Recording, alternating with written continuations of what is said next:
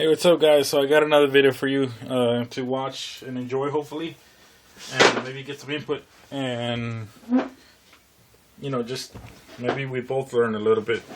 You tell me what you think. You tell me what you know, and I'll tell you what I think I know.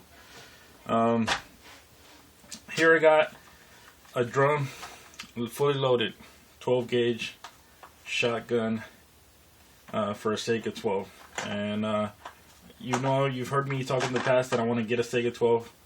I have one on layaway. Hopefully I'll get it out soon. There's a bunch of priorities that I have to get straight, and it is Christmas time, so money's a little tight, and work isn't all that good right now, so that's where we're on that. Got two accessories. This is going to be for the conversion. Got the pistol grip on there, or this, or I could get another one. Either way, but I love me some whole grips. They fit really comfortable. They make an AK feel really comfortable, because if anywhere you grab an AK, it's going to be made out of hard materials, whether it be wood or steel. Hardly any plastic on it, so holding one of these in your hand really brings the rifle together. And I want to get your opinion on, well, I'm going to give my opinion, and you tell me yours, what you think. But I've heard a lot of bad things about these Saiga 12 Pro Mag drums. And what I've come to notice on the videos that I've seen them run flawlessly is that they're running high brass. This is the high brass, this is low brass. A lot of you know that. Doesn't take a scientist to figure out why it's called high or low. Basically more charged, right? So what I found on these, and I've been cycling this one, and what I do is I just I do that, right? And so what I find by doing that is that it feeds every time reliably. I mean, it ejects it, the rounds come up. It doesn't get stuck. It doesn't get stuck inside. The spring inside is really, really good.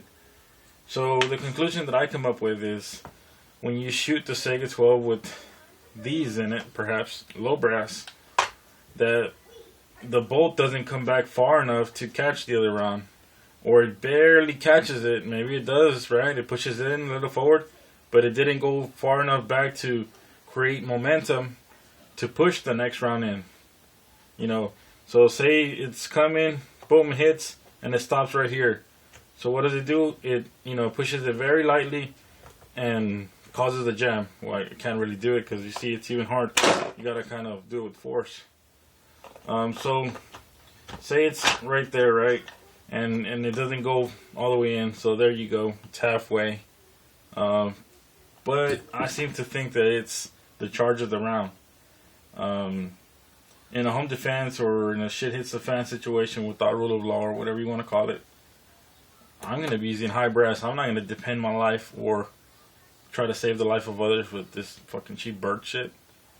Fuck no. I have a shitload of high brass stuff. And now that I'm on the subject,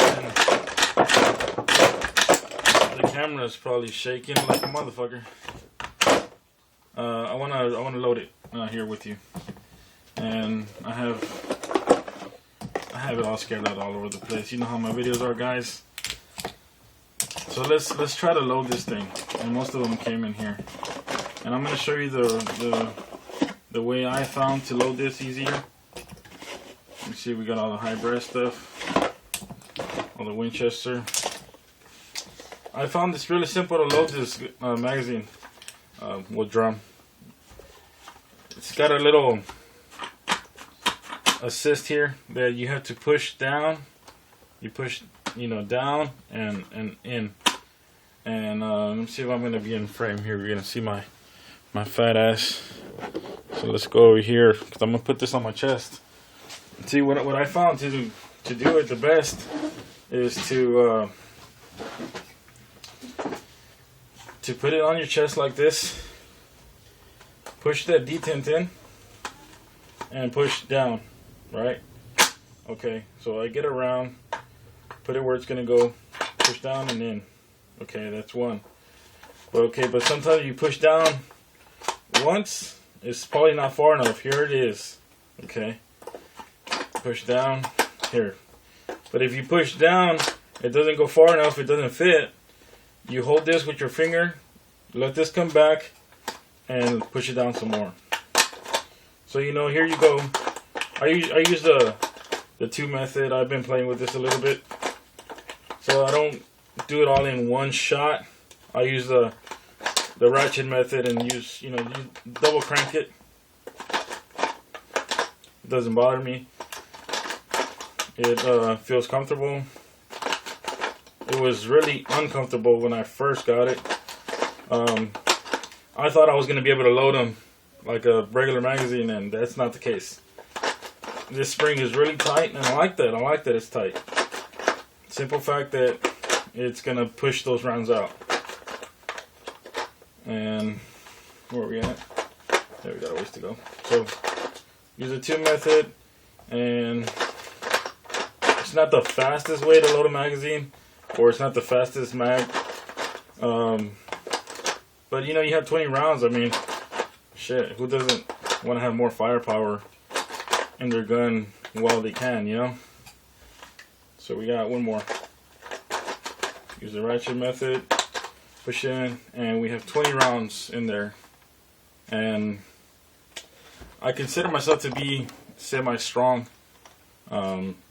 So this could be a challenge for you if you're not as strong as this magazine requires you to be, or drum, I should say. But Pro Mag's been good to me. I've shot a lot of Pro Mag, AK mags, and they work flawless. I don't really see a problem in it. So we'll see how this magazine behaves. So what I'm going to do is when I get the saiga out upon the layaway, I'm going to shoot it unconverted. I'm going to take the 5-round magazine and this drum here, and I'm going to go to the range, and we're going to just try it out. Just like that. And I'm going to put about 200 or 300 rounds of high breast stuff before I go to birdshot, because I think that's a good break-in period. I'm going to try that before I go into the gas reliability kit. I'm just going to cycle a shitload of double-aught buck slugs, some number 4 shot, some really high potent stuff. And alright guys, as always, y'all have a good one.